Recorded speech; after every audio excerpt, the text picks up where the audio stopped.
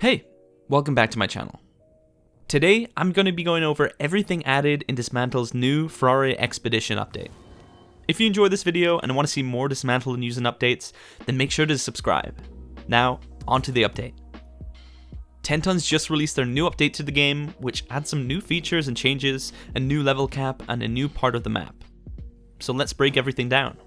First and foremost is the new region, Frore, which can be accessed through the northwestern part of Hibernus. There's some interesting points of interest to note here, like the new scavenger hunt side quest and a new tomb. Some even more noteworthy locations are the naval base and the western entrance to the Undercrown. The naval base is also home to Project Ark. Little is known about the project at the moment, and it's expected to be expanded upon in a future update. If I were to guess, Project Ark seems to be some kind of government initiative, and seeing as this is a navy base, it looks to hint towards it being some sort of big transportation boat or submarine. We should have more info on that soon enough. As for the new western entrance into the Undercrown, this is the second entry into the mysterious area which still isn't accessible, though we did get some more info on what's needed to gain access.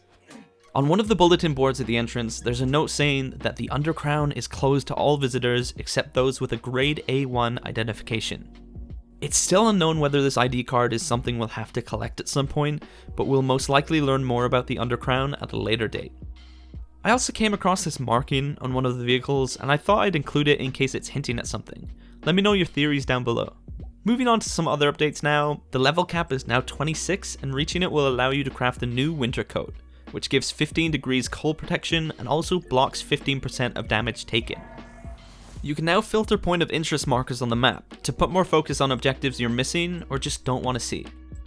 There's also been a depth of field option added to the game, which can be disabled in the options menu. To be honest, it was a little jarring to get used to at first, but I think it adds a nice touch to the overall feel. You can now remove animation bouncing or material tracking if you want a cleaner looking UI or just need to get rid of something you're tracking.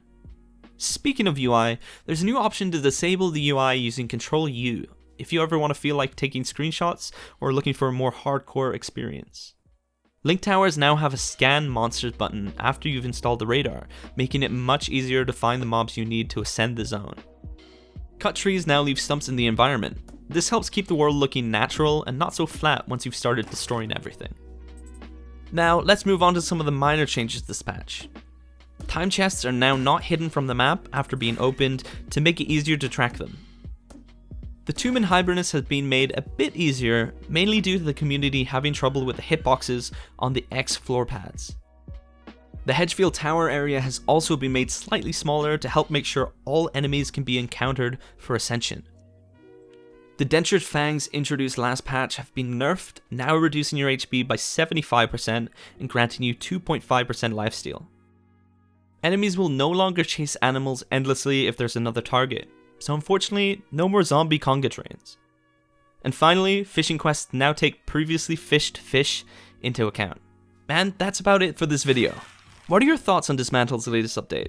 Let me know in the comments, and if you enjoyed this video, hitting the like button really helps me out. And if you want to see more, consider subscribing. I'll see you next time. Thanks for watching.